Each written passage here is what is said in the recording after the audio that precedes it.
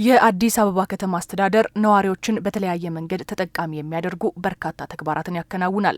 ከነዚህም መካከል ጧሪና ረዳት የሌላቸው አቅመ ደካማ ዜጎችን መንከባከብና መደገፍ የሚጠቀስ ነው። በአዲስ አበባ ከተማ አስተዳደር ሰንሻይን ፊላንትሮፒ የአረጋውያን መርጃ ማዕከልም አገልግሎት መስጠት ከጀመረበት ጳጉሜ 3 2015 ዓ.ም ጀምሮ እስካሁን ለበርካታ አረጋውያን የማምሻ ዕድሜ ጥላ ሆኗል።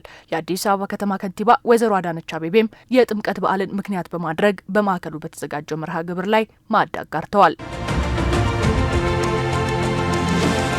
የሀገር ባለውለታ የሆኑ አረጋውያን በዚህ መልኩ ክብርና እንክብካቤ አግኝተው ማረፍ መቻላቸው የሚገባቸውና ቀሪው ዕድሜያቸውን ሀገራቸውን በመመረቅ እንዲያሳልፉ የሚያስችል መሆኑን ከንቲባዋ ተናግረዋል። አረጋውያን ይገባቸዋል።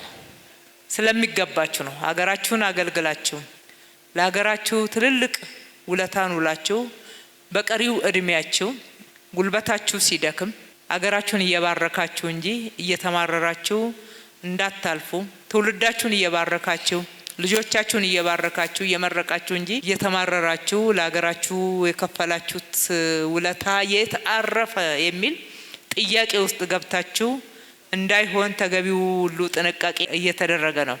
የከተማ አስተዳደሩ ትኩረት ሰጥቶ ከሚያከናውናቸው ተግባራት መካከል ለአረጋውያን የተመቸ ስፍራ መገንባት አንዱ መሆኑን የገለጹት ከንቲባዋ ማዕከሉን እውን በማድረግ ማህበራዊ ኃላፊነታቸውን ለተወጡ አካላትም ምስጋና አቅርበዋል። ለቤት መገንቢያ ቦታ መስጠት ብቻ ሳይሆን ለእናንተ ስፍራ መስጠትን ጭምር ነው ማዕከል አድርገን የሰራ ነው። እንደ ከተማ አስተዳደር የሰንሻይን ፊላንትሮፒም የቪዥን ባለቤት ስለነበረ ከተጠየቀው የማህበራዊ ኃላፊነት መወጣት ውስጥ አንዱ ለአረጋውያን ማዕከል መስራት ነውና ቃሉን ጠብቆ በሰጠነው መሬት ላይ እንዲያሳምሮ መስራቱ ብቻ ሳይሆን ግቢውን ያገኘውት ልክ እንደ ምርቃቱ ጊዜ ነውና በዚህ ውስጥ ኃላፊነታችሁን የተወጣችሁ የሰራችሁ የተንከባከባችሁ ሁላችሁንም በራሴም በከተማ አስተዳደሩም ስም በእነኚህ አረጋውያንም ስም እጅግ አድርጌ ላመሰግናችሁ እወዳለሁ። መሰል ስራዎችን በከተማዋ ለማከናወን የጋራ ትብብር እንደሚያስፈልግ የጠቀሱት ከንቲባ አዳነች አቤቤ ወደፊትም ሌሎች ከዚህ የተሻሉ ስራዎችን መስራት እንደሚቻል ጠቁመው መልካም በዓል እንዲሆንም ተመኝተዋል።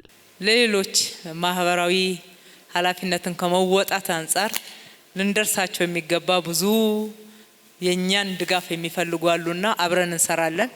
ከዚህ የተሻለ መስራት እንችላለን።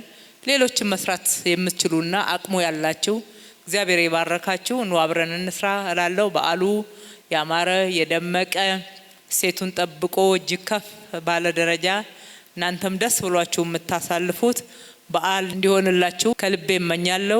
ከተማ አስተዳደሩ ሰው ተኮር የልማት ስራዎችን እያሰፋና ሀገርም ለዜጎቿ መልሳ የምትከፍል መሆኗን እያሳየ እንደሆነ የገለጹት ደግሞ በአዲስ አበባ ከተማ አስተዳደር የስትራቴጂክ ጉዳዮች ጽህፈት ቤት ኃላፊና የሰንሻይን ፊላንትሮፒ የአረጋውያን መጦሪያ ማዕከል የቦርድ ሰብሳቢ ዶክተር ኢንጂነር እሸታየሁ ክንፉ ናቸው። የአዲስ አበባ ከተማ አስተዳደር ሰው ተኮር ልማቱን ሲያሰፋና ሲያዘልቅ እንዲህ አይነት ተቋማትን ከአጋሮቹ ጋር እየገነባ መልክ እያስያዘና እያስዋበ ሀገር ዜጎቿን መልሳ የምትከፍል መሆኗን እያስታወሰ አብነት መሆን ጀምሯል። ይህ ማዕከል ባለፉት 1 ዓመት ከ8 ወር ገደማ በርካታ አረጋውያንን ተቀብሎ በክብር እየጦረና እያስተናገደ ይገኛል። ሰንሻይን ፊላንትሮፒ የአረጋውያን መጦሪያ ማዕከልም የምግብ የመጠለያና የሕክምና አገልግሎትን አካቶ በርካቶችን እያገለገለ ይገኛል።